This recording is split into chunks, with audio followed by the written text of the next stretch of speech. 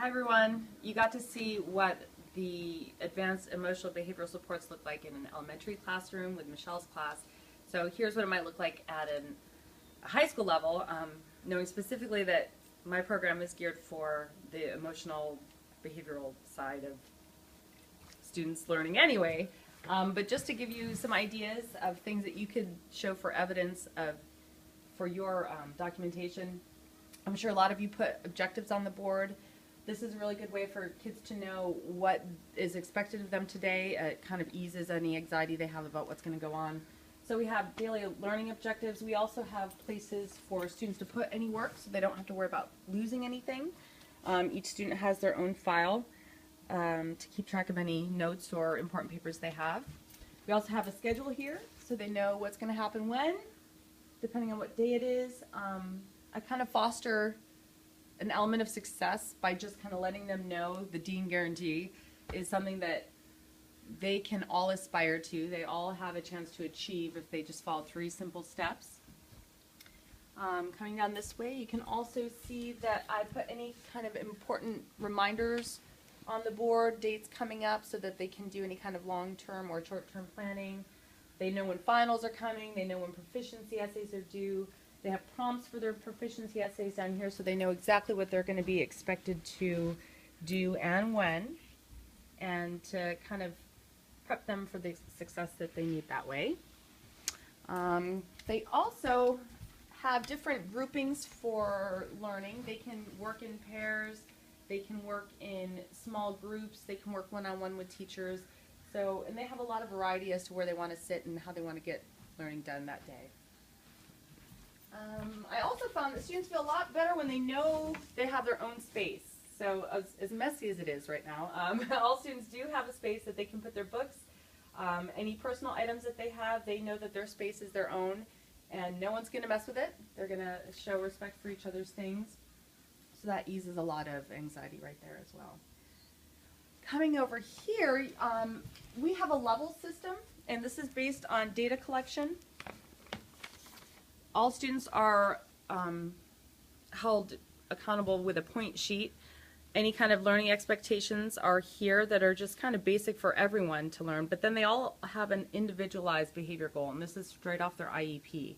And based on the data that we collect every week, we have a level system. So anything 90 and above is A, B is 80, between 80 and 90, C is 70s, D is 60s and below. And the privileges that they have for our program is contingent upon how they do on their point sheets. So that's some of the behavioral supports we have. And this lends very well to the communicative side too. So if we're looking at the collaboration and consultation, this is also a good piece of evidence for that too, because I email this to parents every week. And for parents who don't have email, I actually just print out the paper copies and I send them via snail mail. It's a really great way for parents to know what their students are doing every week. I realize that if you have a larger caseload, it's going to be very difficult to do something like this, but any kind of documentation that you have as far as behaviors or how you share those with parents would be appropriate. I also this is how I keep track of my kids. I have a little packet here with all their information, their contact information on the front, and I have little tabs for each student. And like this is a good example of some contact people that I work with for this student. She lives in a group home. So these are her social workers that I have to contact. I take notes on their behavior. Anytime I contact somebody, it's written right on their schedule. So this is just how I keep my communication log with all the related people that I need to contact. Also, whenever you have an IEP meeting, that's always good collaboration right there. The notes from an IEP meeting usually indicates the people who are there. You can see on this particular IEP, this is a counselor that was there and showed some social and academic needs that the student has.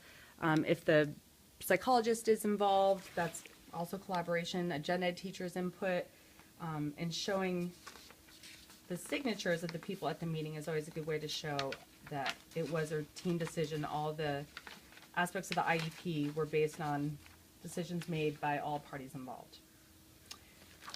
Also, whenever you develop a behavior support plan, that takes collaboration with other teachers that your students have, psychologist input. Sometimes the psychologist will actually draft these for you, so any behavior support plans you have are good evidence of collaboration.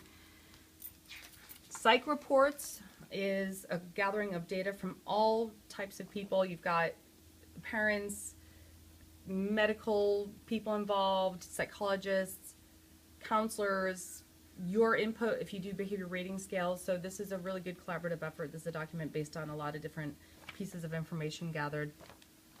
Obviously, as a case manager, you're going to have to communicate to your students, other teachers, any kind of needs that they have. And this is something that I do for my kids. I just send a really quick, I know they have access to the IEP through Synergy, but it's a daunting document if you've never been trained to read them. So this is a very easy, very quick check sheet of different accommodations, kind of what the strengths and needs of that student is or are. And then in addition to that, I send, because my kids do have very specific behaviors too, a very quick, very user-friendly behavior support plan. Just very quickly giving the triggers, what to expect, and what to do about it. Rather than, again, going through a 5 or 6 page behavior support plan document that who knows if a gen ed teacher has ever seen before or knows how to read. Also, if you have any other agencies that you work with in your school, I know we work with Workability a lot. My students all get placed in jobs, so any evaluations that they get from their job sites, I can include as part of the collaboration and consultation as well. This is something else my kids do. They help present at Cal State every year, so they work with colleges.